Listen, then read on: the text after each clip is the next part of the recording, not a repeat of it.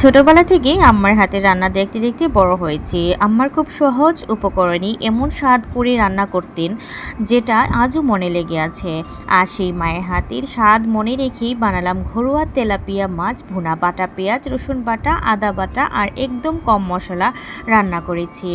Hello viewers, আসসালামু আলাইকুম। সবাই কেমন আছেন? নিশ্চয়ই অনেক অনেক ভালো আছেন। আমি জারিন সিলেট থেকে আবারও সুন্দর আরও একটি ভিডিও নিয়ে আপনাদের মাঝে হাজির হয়েছি। আজকে আমি আপনাদের জন্য নিয়ে এসেছি খুব সহজ আর মজাদার তেলাপিয়া মাছ ভুনা। বাটা পেঁয়াজ, রসুন বাটার, আদা বাটা দিয়ে একেবারে কম মশলায় এই রান্নাটা করেছি। মায়ের হাতে রান্নার সেই স্বাদই কিন্তু আমি ধরে রাখতে পেরেছি।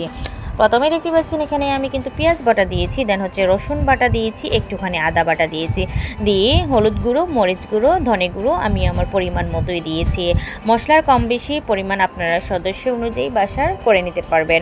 মশলাটা কষিয়ে এখানে আমি ভালো করে একটু লবণ দিয়ে দিয়েছি। দেন হচ্ছে আমি এখানে টমেটো দিয়ে দিয়েছি, আর টমেটোটা আমার ফ্রিজে ফ্রোজেন করা ছিল। তারপর আমি কেন এখানে টমেটোটা দিলাম, কারণ টমেটোটা দিলে এখানে ভালো কিন্তু একটা সুন্দর স্মেল হবে এবং ঘনত্বটা বজায় রাখবে তরকারির। তো এই তো মশলাটা ভালো করে কষিয়ে এখন আমি তেলাপিয়া মাছটা দিয়ে দিচ্ছি। এখানে মাছগুলো একটু জাতাজাতি হলেও পরে কিন্তু মাছগুলো এখানে ঠিকভাবে হয়ে যাবে। তো মশলাটার সাথে মাছটা কিন্তু আমি কষিয়ে নিচ্ছি। বাড়ির সবার পরিচিত মশলা দিয়েই খুব সহজেই তৈরি করা যায় এই রেসিপি। এভাবে রান্না করলে মাছের স্বাদ আলাদা সুন্দর হয়, ঝোলও দারুণ লাগে। আপনারা বাসা ট্রাই করে কেমন হলো অবশ্যই জানাবেন। ভালো লাগলে ভিডিওটি লাইক, কমেন্ট, শেয়ার করবেন এবং আমার চ্যানেলটা সাবস্ক্রাইব করবেন, করে পাশে থাকবেন। সামনে আরও সুন্দর সুন্দর ঘরোয়া রেসিপি নিয়ে আসবো ইনশাল্লাহ।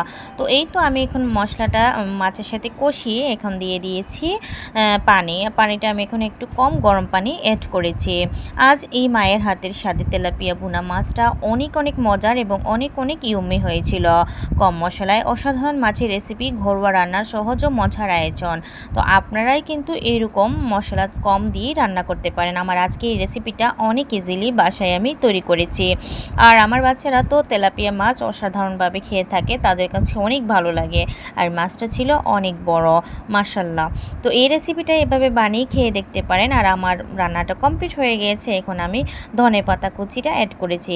আর কাঁচামরিচ যখন আমি অ্যাড করেছিলাম তখন কিন্তু আমি স্কিপ হয়ে গিয়েছিল, আমি আন্তরিকভাবে দুঃখিত। তো যাই হোক, আমার রান্নাটা কিন্তু আজকের মতো অনেক অনেক সুন্দর হয়েছে। আজকের মতো এই পর্যন্তই। নতুন ভিডিও নিয়ে অবশ্যই হাজির হব। সবাই ভালো থাকবেন, সুস্থ থাকবেন। থ্যাংকস ফর ওয়াচিং অ্যান্ড আসসালামু আলাইকুম।